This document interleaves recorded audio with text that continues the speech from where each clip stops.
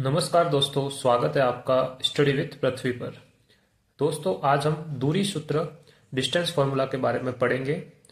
जब हमें कोई भी दो बिंदु दिए जाते हैं और उनके निर्देशांक हमें दिए जाते हैं और उनके मध्य की दूरी ज्ञात करने के लिए कहा जाता है, तो हम दूरी सूत्र का यूज करते हैं। इसके सहायता से हम इनके मध्य की दूरी ज्ञात करते हैं।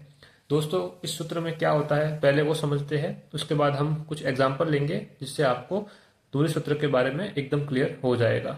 तो दोस्तों, यहाँ पे दो बिंदु दिए गए हैं। एक बिंदु है P जिसके निर्देशांक हमें दिए हैं x1, y1। इसी प्रकार से एक दूसरा बिंदु दिया है Q जिसके निर्देशांक हमें दिए हैं x2, y2।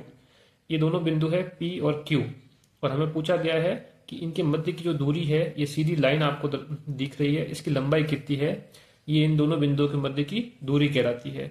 तो इसके लिए दोस्तों जो फॉर्मूला है वो मैंने यहाँ लिखा है, उसको हम पढ़ते हैं। P x1 y1 और Q x2 y2 के बीच की दूरी, इसके लिए फॉर्मूला है PQ बराबर, ये पूरा अंडर रूट है। अंडर रूट के अंदर क्या आएगा, जो x2 है x2 माइनस x1 का स्क्वायर, इस पूरे का जो x2 में से x1 को घटाएंगे उसका होल स्क्वायर करेंगे, फिर प्लस का निशान आएगा, फिर y2 में से y1 को घटाएंगे और उसका होल स्क्वायर करेंगे, फिर इस पूरे का हम अंडर रूट कर लेंगे। ये दोस्तों इसका सूत्र होता है P से Q तक की दूरी ज्ञात करने का। x2 माइनस x1 का square plus y2 minus y1 का स्क्वायर और इसके बाद इसका अंडर रूट करेंगे। इसको हम दोस्तों ऐसे भी लिख सकते हैं, ये दोनों सूत्र राइट है। दूसरा सूत्र इसका ये है PQ बराबर, हम x2 माइनस x1 किया है, यहाँ पे हम x1 माइनस x2 भी कर सकते हैं और इसको y1 माइनस y2 भी कर सकते हैं। तो इसमें हमने क्या किया है कि x2 पहले लिखा है, इसमें हमने x1 पहले लिखा है। इन दोनों सूत्रों में कोई फर्क नहीं है, क्योंकि इन दोनों सूत्रों से हमें जो PQ की दूरी मान मिलेगी वो दोनों ही बराबर ही मिलेगी। आप अपनी मर्जी से इन दोनों में से किसी भी सूत्र का यूज कर सकते हो। अब दोस्तों हम कुछ एग्जाम्पल लेंगे जिससे आपको ये एकदम क्लियर हो जाएगा। दोस्तों, ये हमें क्वेश्चन दिया गया है, पहले हम क्वेश्चन पढ़ते हैं। इस प्रकार के क्वेश्चन एग्जाम में बनते हैं। हमें दो बिंदु दिए जाते हैं। पहला बिंदु हमें दिया है P जिसके निर्देशांक है 2, 3 तथा दूसरा बिंदु दिया है हमें Q जिसके निर्देशांक है 4, 1 के मध्य की दूरी ज्ञात कीजिए। इस प्रकार के क्वेश्चन सीधे सीधे एग्जाम में बनते हैं। अब दोस्तों इसके बारे में हम किस प्रकार से निकालेंगे वो देखते हैं।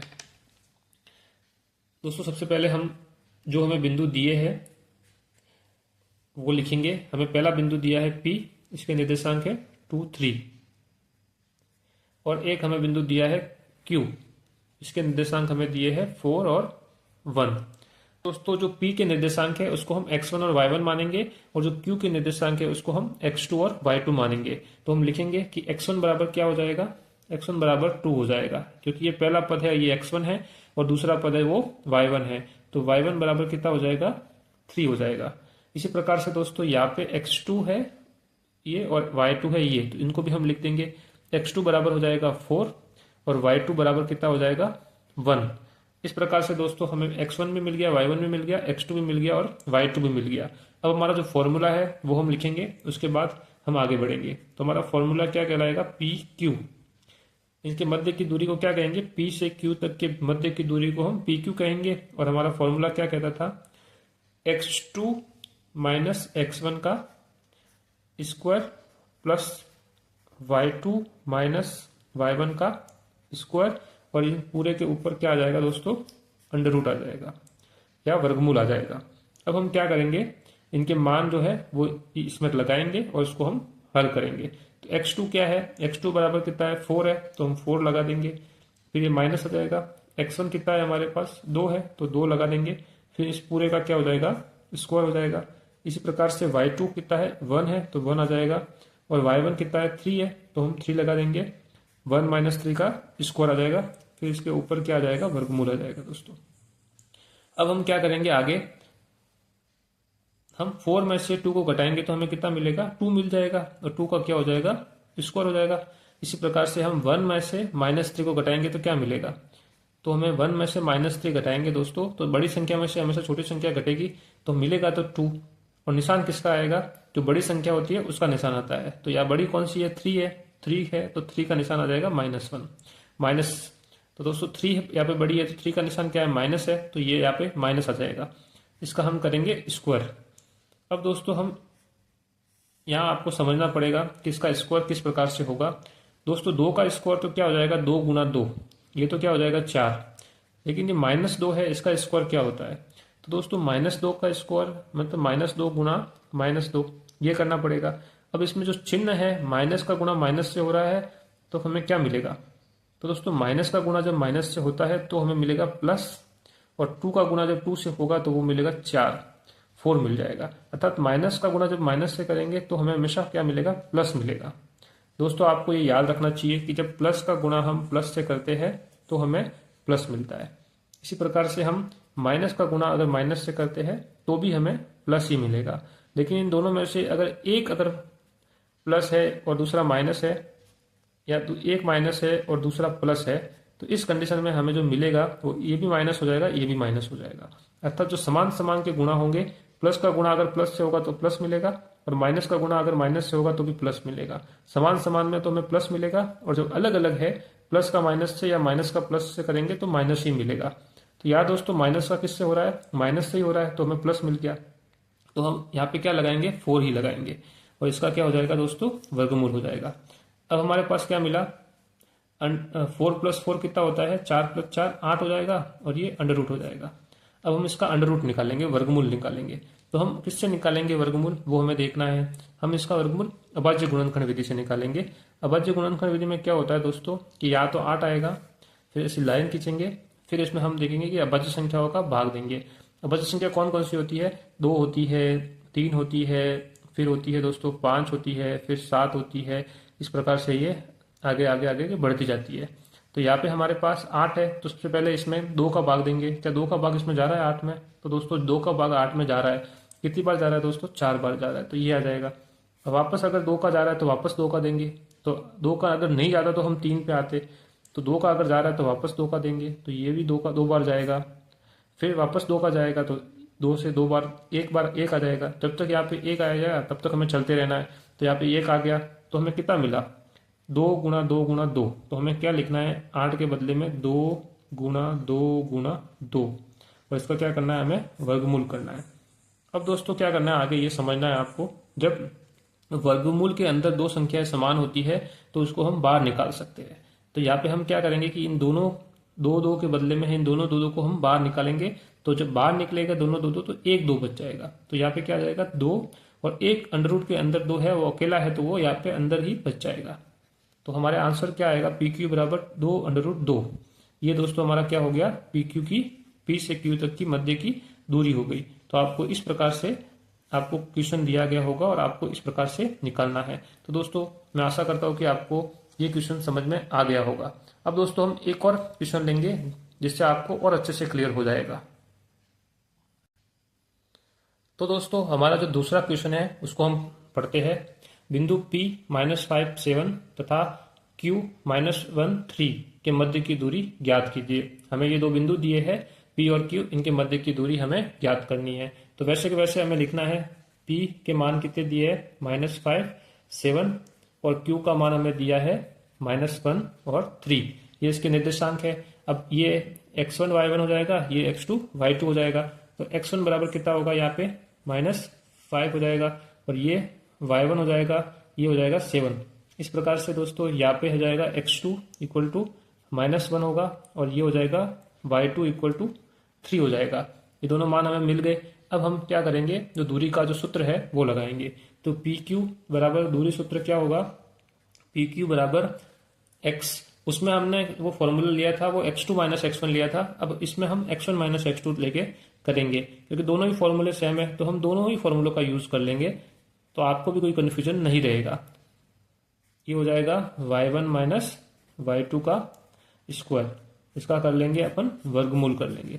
तो दोस्तों पिछले वाले फॉर्मूले में हमने x2 पहले लिया था और फिर x1 लिया था, और y2 पहले लिया था और फिर y1 लिया था। इस वाले फॉर्मूले में हमने पहले x1 लिया है, फिर x2 लिया है, और पहले y1 लिया है और फिर y2 लिया है। दोनों ही फॉर्मूले राइट है। हम दोनों ही फॉर्मूले का यूज आपके सामने करेंगे, जिससे आपको समझने में आसानी रहेगी।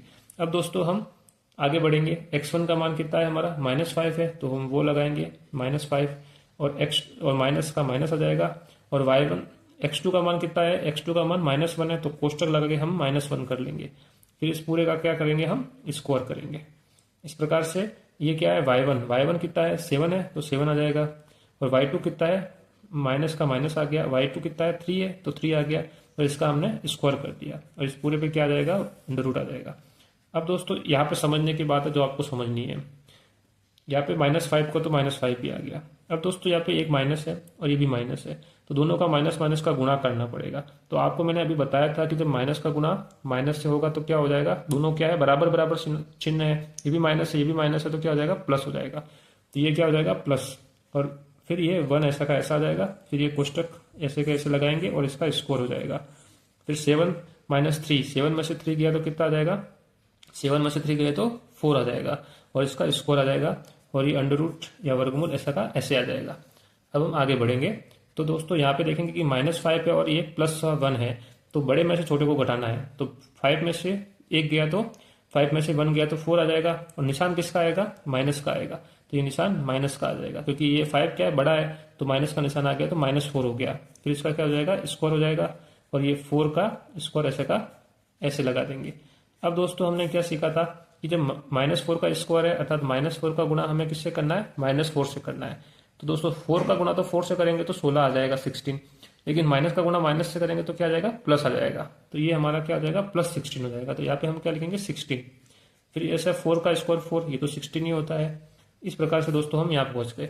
अब हम क्या करेंगे, इसको जोड़ेंगे तो 16 + 16 कितना होता है 32, 32 हो जाएगा। अब हमें इसका वर्गमूल निकालना है तो वर्गमूल अभाज्य गुणनखंड विधि से जैसे पहले निकाला है वैसे ही निकालेंगे। तो यहाँ पे 32 लिखेंगे, फिर ऐसे लाइन खींचेंगे, फिर हम 2 का 3 का अभाज्य संख्या होती है 2, 3, 5, 7 और जैसे आगे होती है 11। फिर इसका हम भाग देंगे, पहले हम 2 का भाग देंगे क्योंकि 2 का भाग जा रहा है तो 2 का देंगे तो ये 32 में कितनी बार जाएगा, 16 बार जाएगा। फिर हम वापस किसका देंगे, वापस 2 का देंगे तो ये कितनी बार जाएगा, 16 में 8 बार जाएगा। वापस 2 का जा रहा है तो वापस 2 का देंगे तो ये कितनी बार जाएगा, 4 बार जाएगा।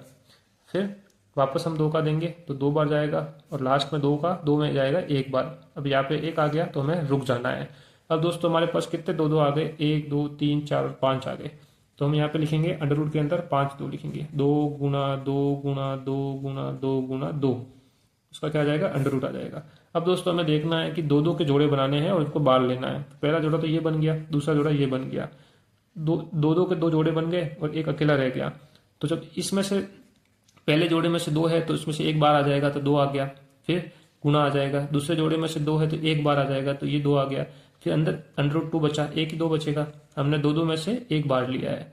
तो हमने अब क्या बचेगा दोस्तों, लास्ट में हमारे पास बचेगा 2 का गुणा हम 2 से करेंगे तो 4 आ जाएगा और अंडर रूट के अंदर क्या बचेगा 2। ये दोस्तों क्या हुआ, ये हमारे जो मिला हमें ये PQ मिला, PQ की लंबाई मिली 4√2, 4 वर्गमूल 2। ये दोस्तों हमारा क्या हो जाएगा, आंसर हो जाएगा। इस प्रकार से दोस्तों हमें इन 2 बिंदुओं के मध्य की दूरी निकालनी है। तो दोस्तों 2 एग्जाम्पल लिए और किस प्रकार से 2 बिंदुओं के मध्य की दूरी निकाली जाती है वो हमने समझा।